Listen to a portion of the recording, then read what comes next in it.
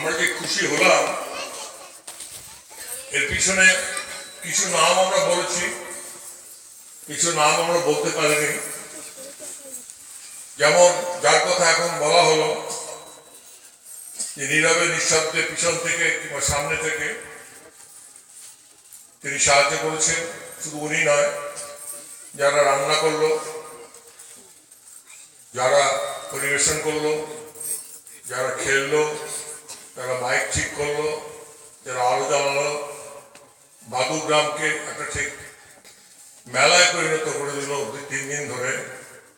এটা একটা সুন্দর ব্যাপার। এখন যদি কেউ আপনারা বাইরে যান দেখবেন একটা মেলা বসেছে কিংবা সার্কাস পার্টি এসছে এখানে। আমাদের আলোচনার বিষয় ছিল ভগবান এবং তার প্রকাশ। সমস্যাটা কিন্তু আমাদের, এবং এই পৃথিবীতে কারো কোনো সমস্যা নেই। সমস্যাটা শুধু আমার সমস্যার জন্যই সবকিছুর প্রয়োজন। আমি বৃষ্টিতে ভিজি, বৃষ্টির কোনো সমস্যা নেই। আমার সমস্যা, আমি যাতে বৃষ্টিতে না ভিজি তার জন্য আমার একটা ছাতার দরকার হলো। সাথে সাথে ছাতা তৈরি করার একটা লোক দরকার হয়ে পড়লো, সাথে সাথে একটা দোকান দরকার হয়ে পড়লো।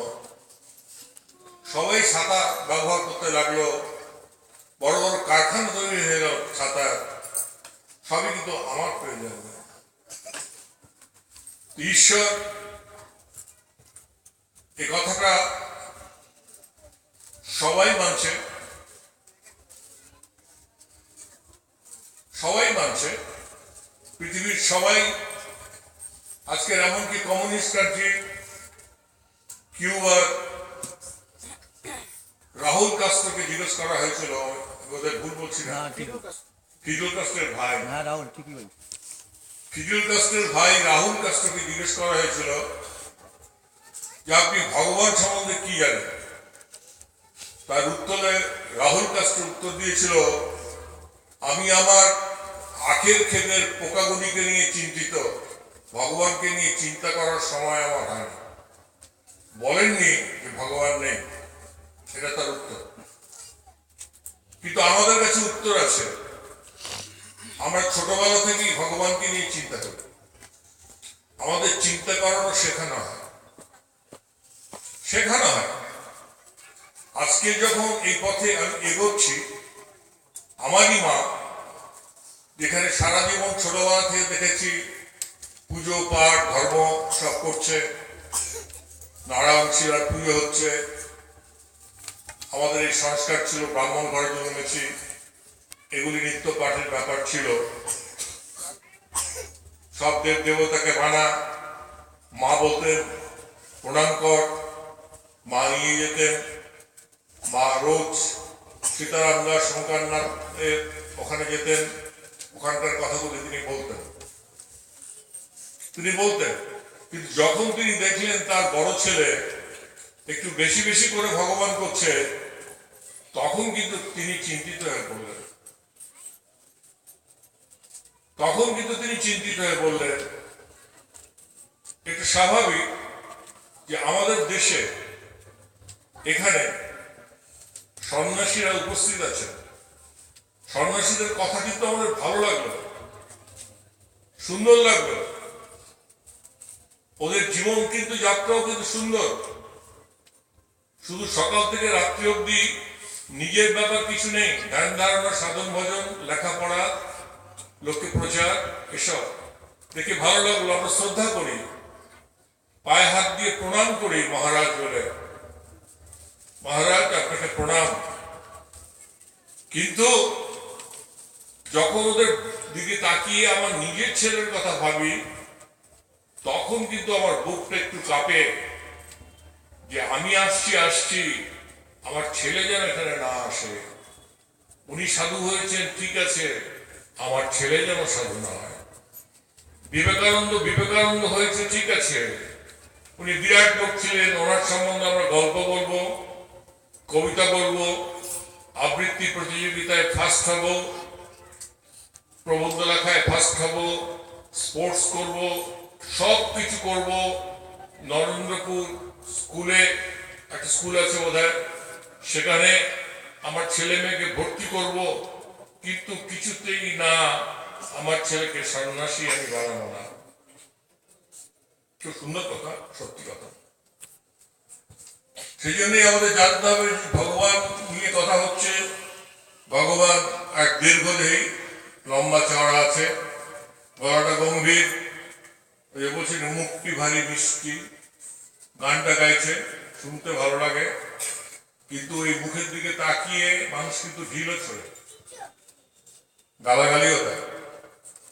সেই জন্য বলছি যে ভগবান শব্দটা খুব সুন্দর, কিন্তু ভগবান শব্দটা বড় কষ্টের। আজকে আমাদের একটু সময় আছে, বোধহয় মাত্র 6টা বাজে, তো আমি একটা গল্প শোনাতে পারি? পারি? বেশি রাত্রি হয়নি, 6টা ঠিকই আছে। গল্পটার মেইন কথা হচ্ছে, আমার যা বক্তব্য, যে আপনি কি ভগবান? নিশ্চয়ই। এর উত্তর এটাই, নিশ্চয়ই। তুমি কি মনে করেছো এতগুলি মানুষ দিনের পর দিন মিথ্যা বলে চলেছে, আর সেগুলি পেপারে ছাপা হচ্ছে? না, দেশ বিদেশে ছড়িয়ে পড়েছে। তুমি আমাকে ভগবান ডাকো, তার উত্তর একটাই, হ্যাঁ নিশ্চয়। কিন্তু ভগবানের বড় কষ্ট। আমরা এগুলি শুনলাম, তার গুণ, মুখটা ভারী মিষ্টি, হাতে বাঁশি, রাধার জন্য পাগল, কি পেন পেন্সিল, হ্যাঁ, কিন্তু তা বাস্তবে কিন্তু তা নয়। ভগবানের জীবন বড় কষ্টের। সেই জন্যই ভগবান হওয়া যায় না, ভগবান হয়ে আসতে হয়। কারণ কেউ যদি জানে তাকে, আমার শিষ্যদের যদি আমি বলি যে তুই ভগবান হবি, ওরা আমাকে ডাইরেক্ট বলবে আমি ভগবান হব না, আমি যা আছি তাই থাকবো, তুমি ভগবান হও। আমি তোমাকে ভক্ত করবো, আমি প্রহ্লাদ হব, আমি হিরণ্যকশিপুর মতো হয়তো বিভৎস হতে পারবো না। ভগবানকে কিন্তু আমরা কৃষ্ণের মুখ দেখেছি খুব মিষ্টি, কিন্তু বরাহ অবতারে কিন্তু তার শুয়োরের মতো মুখ ছিল, এবং হিরণ্যকশিপ যে সেই নৃসিংহ অবতারে তার কিন্তু সেই ভয়ঙ্কর রূপ ছিল। ভগবানের এরকম ভয়ঙ্কর রূপ দেখলে ভগবানকে ভালোবাসা সত্যি কঠিন। আমাদের সামনে কিন্তু এরকম একজন ভগবান চলে আসে, আমরা কি এখানে থাকবো না ফাঁকা করে দেবো স্টেজ? কি করবো? ফাঁকা করে দেব। কিন্তু ভগবান হলেন কেন এরকম? হলেন কেন? ভক্ত তাকে বাধ্য করেছে,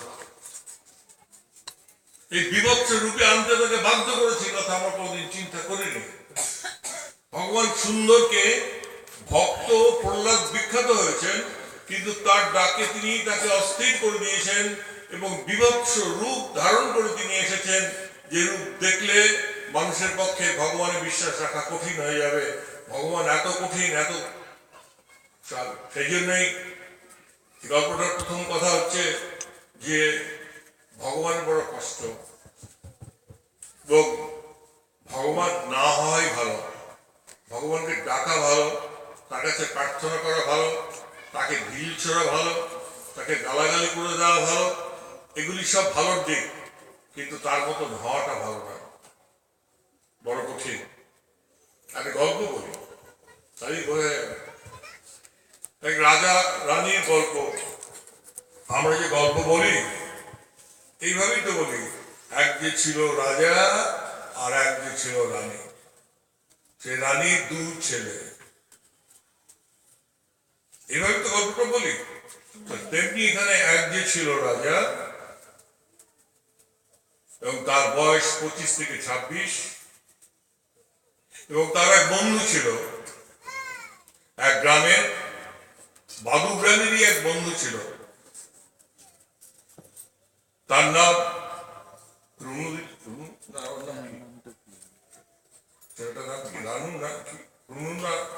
রনি।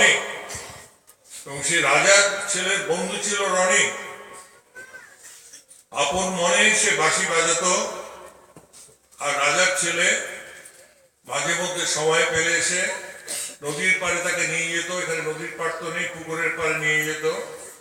পুকুর পাড়ে নিয়ে গিয়ে, গল্পটা শুনবে ভালো করে, পুকুর পাড়ে নিয়ে গিয়ে বলতো, রনি ভাই তুমি একটা গান শোনাও। রনি যাকে গান শোনাতো। দুজনের মধ্যে প্রচন্ড বন্ধুত্ব। রনি গরিব, মা বাড়িতে থাকে, কিন্তু বাঁশির সুরে গান গায় ভালো। রাজকুমার সে গান ভালোবাসে। রাজকুমারের সাথে বন্ধুত্ব হতে হতে রনির কোনো সময় এক সময় মনে হলো যে আমার বন্ধু রাজা, এবং রাজকুমার থেকে সে রাজাও হয়ে গেছে এর মধ্যে। তো আমি যদি একটু রাজত্ব করতে পারতাম, একদিনের জন্য যদি রাজা হতে পারতাম, তাহলে কি মজাই না হতো। আমার বন্ধু তো আমাকে এত ভালোবাসে, অনেক কিছু উপহার দেয়। রনি আছে না? বাসি আছে? ভালো করে গল্পটা শোনো। উপহার দেয়। তো আমি যদি একদিনের জন্য রাজা হতে পারতাম, তাহলে কি মজাই না হতো।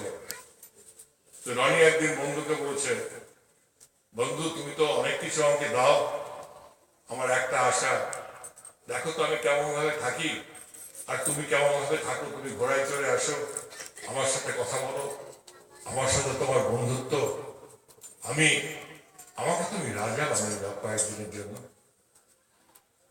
তো রাজকুমার রাজা যে হয়েছে, সে বলছে, রনি ভাই তুমি রাজা হতে চাও, তুমি রাজা হতে চাও না। তুমি রাখাল বালক রয়েছ, বাংলাদেশ থেকে এসেছ, ভালোই করেছো এসে, কিন্তু তুমি রাজা হতে চাও না। তুমি বেদান্ত বলতে চাও না, তুমি বাঁশি বাজিও। বেদান্ত তোমার দরকার নেই, তুমি বাঁশি বাজিও। বলে কি সবাই বেদান্ত বলে হাততালি পায়? আমার একটু ইচ্ছে হয়েছে, আমার মামা হাততালি পায়, ওই জন্য তুমি বাজিও না। যে ঠিক আছে বাজাবো না, কিন্তু তুমি আমাকে একদিনের জন্য রাজা তো করতে পারো। বলে কি একদিনের জন্য রাজা হয়েও না তুমি। বলছি তুমি তো পারো, আমি পারি তোমাকে রাজা করতে, তুমি আমার বন্ধু, তোমার জন্য আমি অনেক কিছু করতে পারি, তোমাকে আমি রাজা করতে পারি, কিন্তু তুমি রাজা হতে চেও না। বলছো কেন বন্ধু এইভাবে কথা বলছো? তুমি জানো না বড় কষ্ট, তুমি আমাকে দেখে তুমি বুঝতে পারবে না রাজা হওয়া কি জিনিস। মানে না না, আমার খুব ইচ্ছা একদিনের জন্য রাজা হওয়া। তুমি অন্তত একদিনের জন্য রাজা করো। আমাকে একদিনের জন্য রাজা হবে? ঠিক আছে, তোমাকে আমি একদিনের জন্য রাজা করছি। বলো তুমি অমুক দিন এসো। সে অমুক দিন বলে দিল, সে দিনের অপেক্ষায় রয়েছে রনি। রনি সেই দিন এইরকমই একটা উৎসবের দিন ছিল। সেই দিনে সে বললো আজকে তো বিরাট দিন, আজকের অমাবস্যা নয় পূর্ণিমা, আজকের আমি রাজা হবো। আমার বন্ধু আমাকে বলেছে রাজা হতে। তো রাত্রে গিয়ে পৌঁছেছে বন্ধু তো তাকে সেই বিছানা, ভালো বিছানায় শুয়েছে। বলছি এটা তোমার বিছানা? বলছে হ্যাঁ, এরকম অনেক বিছানা আমার আছে, তুমি কালকে থেকে এটাতেই শোবে, আজকে শুয়ে নাও, কালকে থেকে তুমি সকালে উঠেই রাজা হয়ে যাবে। হ্যাঁ, কিন্তু এখনো বলছি বন্ধু, রাজা হতে তুমি যেও না, রাজা হতে তুমি যেও না। তখন তবুও বলছে ঠিক আছে, আমি এসে যখন পড়েছি তখন একদিনের জন্য রাজা হই। তুমি কি আনন্দে থাকা? হচ্ছে আনন্দে আমি থাকি না, আমার বড় কষ্ট, তুমি বুঝবে না। আমি তোমার কাছে গান শুনে আমার হৃদয়টা ভর্তি করি, কারণ ওই গান শোনাবার লোক আমার নেই, নর্তকী আছে, সবকিছু আছে, কিন্তু তোমার ওই গান কেউ আমাকে শোনাতে পারে না, তাই তো চলে আসে তোমার পারে, কুকুর পারে। তখন পরের দিন সকালবেলা 5টায় উঠেই ওর অভিষেক শুরু হয়েছে, রনির অভিষেক শুরু হয়েছে। রনি রাজা হবে, রনি খুব খুশি, রনি আনন্দে টকবক করছে, আজকের আমি রাজা হব, আজকে সবাই আমাকে মানবে রাজা বলে। একদিনের জন্য হলো তো সব বিশেষ ব্যাপার, আমি একটা রাখাল ছেলে, আমি রাজা হব। তখন তাকে রাজ্য অভিষেক করে টোরে, হ্যাঁ, তাকে মুকুট পরানো হলো, পুরোহিত মন্ত্র পড়ানো, সমস্ত রাজ্যবাসীর কাছে বলে দেওয়া হলো আজকের থেকে ইনি এদেশের রাজা, ইনি এদেশের রাজা, রনি এদেশের রাজা। রনির মুখে হাসি, উজ্জ্বল হাসি, হ্যাঁ, রনি খুশি। তখন বলছি বন্ধু একদিনের জন্য আমি রাজা হব, আমাকে কি দুদিনের জন্য করা যায় না? বলছে করবো, তুমি যদি রাজি থাকো তাহলে করবো। আজকে রাত্রে তোমাকে বলা হবে দুদিনের জন্য না একদিনের জন্য, রাত্রেবেলায় তোমাকে বলবো আমি। বলছে রাত্রি কেন? বলছে সমস্ত কাজ, রাজারা সমস্ত কাজ, গোপন অনেক কাজ আছে, সে কাজগুলি রাত্রে করে, সুতরাং সবার সামনে করে না।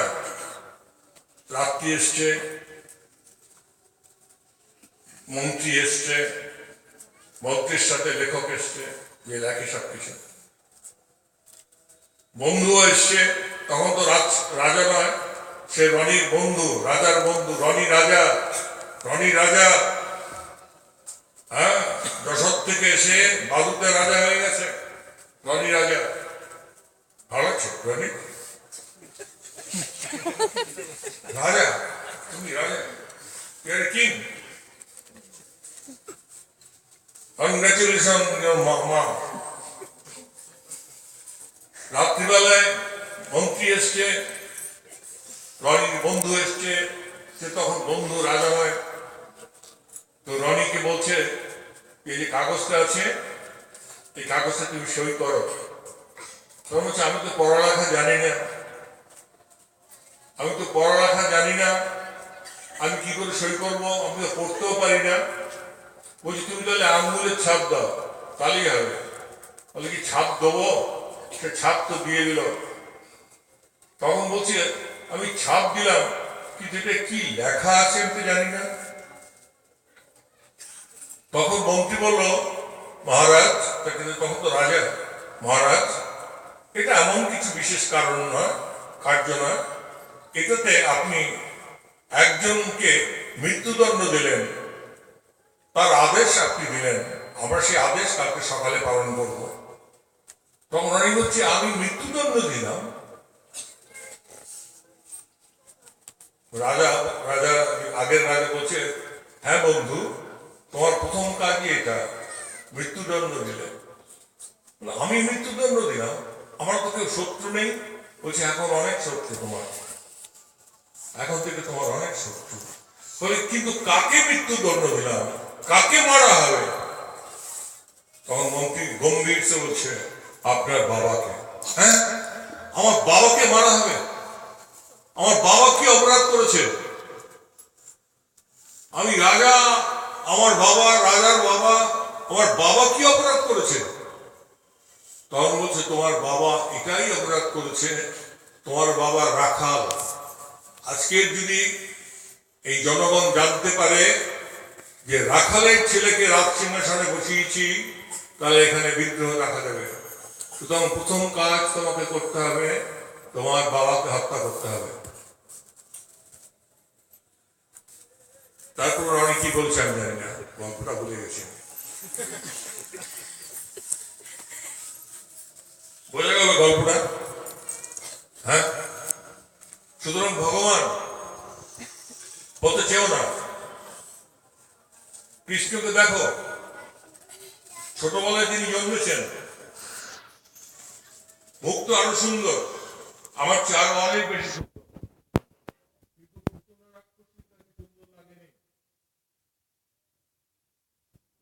বাচ্চাটাকে হত্যা করার জন্য পুতনা রাক্ষসী বিষ মাখিয়ে তাকে হত্যা করতে চাইছে। সবাই তাকে হত্যা করতে চাইছে, কালিয়া নাগ তাকে হত্যা করতে চাইছে, বক রাক্ষস তাকে হত্যা করতে চাইছে। তার একমাত্র অপরাধ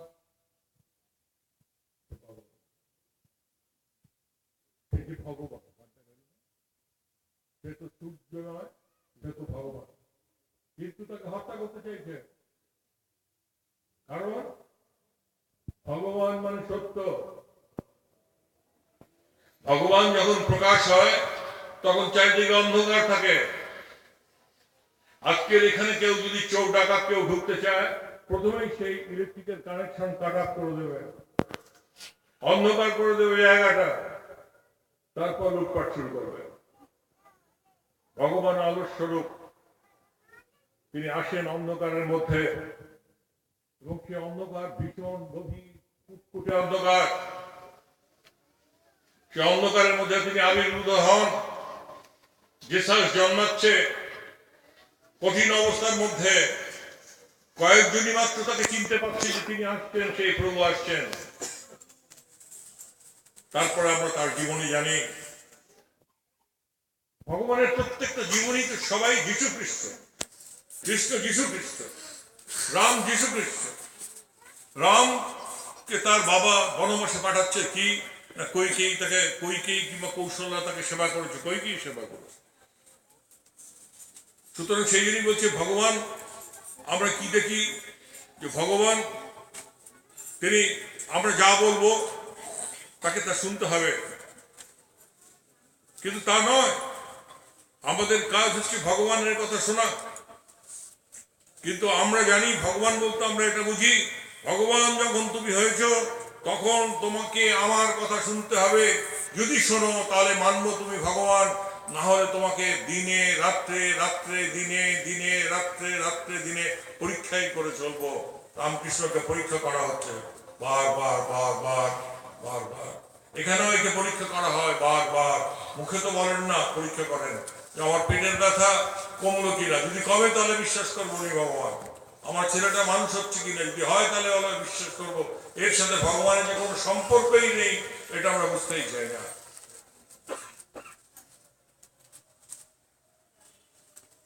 আজকে যে সন্ন্যাসীদের জন্য এত সম্মান, আমার দেশ বিদেশের সম্মান, বিদেশ থেকে তাদের ডেকে নিয়ে গেছে, যে কাজের জন্য তাদের ডেকে নিয়ে গেছে, ইউনিভার্সিটিতে লেকচার জন্য তারা ডেকে নিয়ে গেছে, যে তারা বক্তৃতা দিয়ে এসছে, এই কাজের জন্য আমাকে আশেপাশের মানুষ বারবার বলেছে উনি কতগুলি ছেলের মাথা খাচ্ছেন।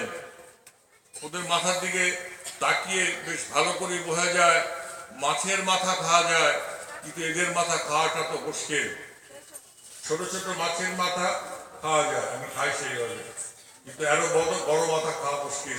কিন্তু তো বলা হয়েছে, ঠাকুরের সম্বন্ধে বলা হয়েছে যে ঠাকুর কতগুলি ছেলের মাথা খাচ্ছে।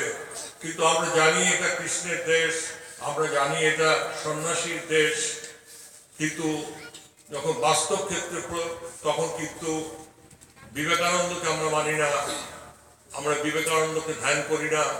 ধ্যান করলে তাকে উঠিয়ে দিই। আমার জানা ঘটনা আছে, বিবেকানন্দের ফটোর সামনে ধ্যান করছে, তাকে উঠিয়ে দিয়ে বলছে টিভি দেখ, টিভি দেখ। ভগবান এগুলি দেখে, ভগবান এগুলি সহ্য করে। তাই বলছে যে ভগবানকে ভালোবাসে কয়েকজন, সে তো কয়েকজন, নয়নে তার জায়গা গোছে না। আমার সবাই ব্যস্ত তো টাকা পয়সা নিয়ে। আজকে আমরা জনক রাজার কথা জানি, আজকে অষ্টাবক্র মুনির কথা জানি। জনক রাজা রাজা ছিলেন, তিনি ভোগের মধ্যে ছিলেন, অনেক বউ, সুন্দর জায়গা, কিন্তু তিনি ব্রহ্মজ্ঞানী ছিলেন জনক রাজা। জনক রাজাকে অষ্টাবক্র মুনি ভীষণ ভালোবাসতেন, এবং তাতে তার অন্য শিষ্যদের মধ্যে একটু হিংসা হতো, কিন্তু কিছু বলতে পারত না। তার কারণ জনক রাজা রাজা ছিলেন, তার বউ ছিল, তার ছেলে মেয়ে ছিল, ভালো করে জানতে হবে, তার ছেলে মেয়ে ছিল, তার রাজত্ব ছিল। সবকিছু করে তিনি এসে অষ্টাবক্রের কাছে বসে ব্রহ্মজ্ঞানের কথা শুনতেন, আর সবাই বলা বলি করতো উনি রাজা, উনি ব্রহ্মজ্ঞান কি বুঝবেন। একদিন মিথিলা নগরীতে আগুন লেগেছে, সেদিন পুকুর পাড়ে জনক রাজার সাথে অন্য শিষ্যরা অষ্টাবক্র পড়াচ্ছেন, বেদ উপনিষদ পড়াচ্ছেন, ব্রহ্মজ্ঞানের কথা। কি ব্রহ্মজ্ঞান কাকে বলে? ব্রহ্মজ্ঞান এটাকেই বলে আমি যা, আমি নিজেকে তা না জেনে অন্য কিছু জেনে বসে আছি, নিজেকে জানা ঠিক করে, এটা নামে ব্রহ্মজ্ঞান।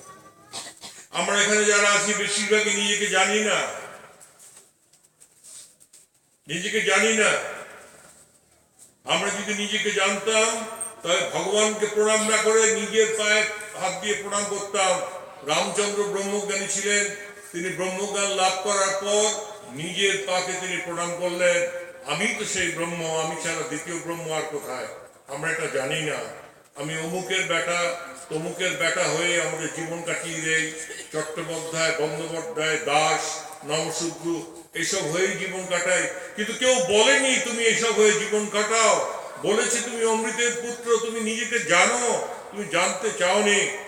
একদিন বিবেকানন্দ একটা পরিষ্কার কথা বলেছিলেন, আজকে যারা আমাদের দেশে বর্ণভেদ আছে, অন্য বর্ণের লোকেরা আমাকেও বলেছে, আমাকেও একদিন অফিসে বলেছে, आप लोग ब्राह्मण लोग सब कुछ लूट लेता है, আপনারা ব্রাহ্মণরা সবকিছু লুটে নিচ্ছেন। আমি বললাম তুমি কে হে? বলে আমি ক্ষত্রিয়। বলি तुम तो बुर्बक है। बोले তুমি তো বোকা। बोले क्यों? अरे भाई तुम नहीं देखते हो, रामचंद्र कृष्ण जी ये ब्राह्मण नहीं था, लेकिन गीता हम लोग हर रोज पढ़ते हैं, तुम लोग नहीं पढ़ते। तुम तो बुर्बक हो, तुम्हारा भगवान है तुम्हारा जात का जादव, लेकिन तुम उसको नहीं मानते हो। मैं मानता हूं, मैं चालू हूं। हिंदी समझ रही है क्या? हाँ, আমরা চালাক, তাই আমি গীতা পড়ি, তুমি পড়ো না কেন? বিবেকানন্দ এটাই বলেছে। তোমাকে কে বারণ করেছে গীতা পড়তে, উপনিষদ পড়তে? কে বারণ করেছে? কোথায় বারণ আছে? নারদ বেশ্যাপুত্র ছিল, তুমি কেন গীতা পড়ো না? আমি পড়ি, আমি চালাক। চালাক হওয়া কি দোষের? বিবেকানন্দের উক্তি। সুতরাং আমাদের উচিত যে আমরা এই সত্যে যাব। আগুন লেগেছে মিথিলায়, ফিরে গেলাম। মিথিলা পুড়ছে, জনক রাজাকে এসে খবর দিয়েছে, মহারাজ মহারাজ আগুন লেগেছে রাজপুরীতে। মহারাজ বলছে যাও যাও তোমরা তোমাদের কাজ করো, ওখানে কাজ করার লোক আছে। তারপর আবার কিছুক্ষণ পরে বলছে মহারাজ আগুন নেভানো যাচ্ছে না, আগুন এইদিকে চলে আসছে। এইদিকে চলে আসছে শুনে অন্যান্য সন্ন্যাসীরা তারা কিন্তু ভীত সন্ত্রস্ত হয়ে গেছেন। কিন্তু জনক রাজা অষ্টাবক্র বলছেন গুরুদেব আপনি বোঝান, আপনি বোঝান। হ্যাঁ, আবার এসে বলছে যে পুরী আমার ধ্বংস হয়ে গেছে, আপনার পুরী রাজপুরী পুড়ে ছাই হয়ে গেছে। জনক রাজা বললেন রাজপুরী ছাই হয়েছে তাতে আমার কি? তিনি সন্ন্যাসী না, তিনি গৃহী, তার ছেলে মেয়ে আছে, তার অনেকগুলি বউ আছে। তারপরে যখন আগুন বাগানের দিকে এগিয়ে এসছে, আম বাগানের দিকে, তখন দেখা গেল যে একমাত্র গুরুর পাশে অষ্টাবক্র বসে আছে, আর সন্ন্যাসীরা সব ছুটে গেছে। কি না, তাদের কৌপিন যাতে না পুড়ে যায় সেটার জন্য তারা ছুটে গেছে এবং কৌপিনটাকে বগল করে নিয়ে এসছে। আমরা সবাই এই কৌপিনকে বগলে আনার জন্য আমরা ছুটে বেড়াচ্ছি। কৌপিন বোঝো তো? কৌপিন সবাই বোঝো? জাঙ্গিয়া বলে, ল্যাঙ্গট বলে, বোঝো? এই কৌপিনকে বাঁচতে, এক কৌপিনের জন্য যার কিছু নেই, যিনি সন্ন্যাসী হয়েছেন তিনি ছুটে গেলেন। হ্যাঁ, আর যিনি রাজা তিনি চুপচাপ গুরুদেবকে বলছেন গুরুদেব আপনি বর্ণনা করুন। সেই জন্যই একটা গান গাইছে, এ তুই করলি কি রে মন। হ্যাঁ, ভগবানের কাছে চাইতে গিয়ে চাইলি শুধু ধন, মানে টাকা পয়সা চাইলি, কিন্তু ভগবানকে চাইতে এসেছিস। আমাদের বুঝতে হবে ভগবান কিন্তু বারবার এই কথা বোঝান, আজকে বারবার এই কথা বোঝান। আমাকে অনেকে জিজ্ঞেস করেছে রামকৃষ্ণদেব ভগবান, ওনার ক্যান্সার হলো কেন?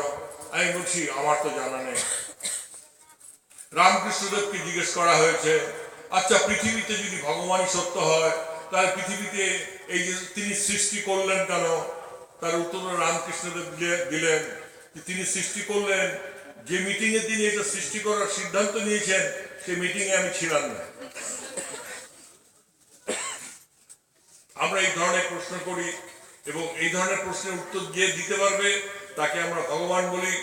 সে বড় বিল্ডিং হয়, সেখানে মানুষ যায়, কিন্তু ভগবানকে চাওয়া জীবনের উদ্দেশ্য এবং ভগবানকে গালাগালি করা জীবনের উদ্দেশ্য নয়। কিন্তু আমি বলছি আমার 30 বছর বয়স অবধি আমাকে কেউ গালাগালি করার সাহস পায়নি, কিন্তু যেদিন থেকে আমি আধ্যাত্মিক জগতে গেছি সেদিন থেকে আমি যা গালাগালি শুনেছি সেটা দিয়ে বাদুতে একটা গালাগালির পাহাড় হয়ে গেল। এবং সে গালাগালি কি 5 বছরের বাচ্চা থেকে 95 বছরের বৃদ্ধ সবাই মিলে দিয়েছে। কি না ভণ্ড বুজরুগি এই এই। সেই জন্যই বললাম কি রুনু ননি রাজে হতে চেও না, বাঁশি বাজাও, বেদান্ত বলতে যেও না, বেদান্তের দরকার নেই, তোমার বাঁশি শোনার জন্য লোক আছে, তাদের কাছে বাঁশি শোনাও। আজকের এখানেই শেষ হোক।